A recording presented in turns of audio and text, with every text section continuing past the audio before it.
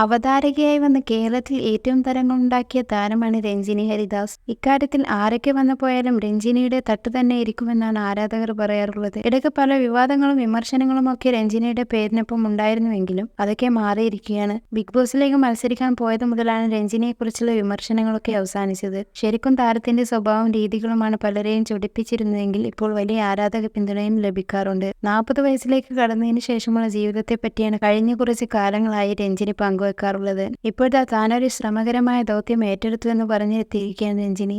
ശരീരത്തിന്റെ ഫിറ്റ്നസ് നോക്കുന്നതിന് വേണ്ടി താരങ്ങൾ ഡയറ്റ് ചെയ്യുന്നത് പതിവാണ്. എന്നാൽ ഭക്ഷണം പോലും കഴിക്കാതെ അത്തരമൊരു മാറ്റത്തിന് വേണ്ടി ശ്രദ്ധിക്കുകയാണ് താനെന്നാണ് ഇൻസ്റ്റാഗ്രാം പേജിലൂടെ പങ്കുവച്ച കുറിപ്പിൽ രഞ്ജിനി പറയുന്നത്. 21 ദിവസത്തെ വാട്ടർ ഫാസ്റ്റിംഗ് തെറാപ്പിക്ക് ഞാൻ സൈൻ അപ്പ് ചെയ്തു.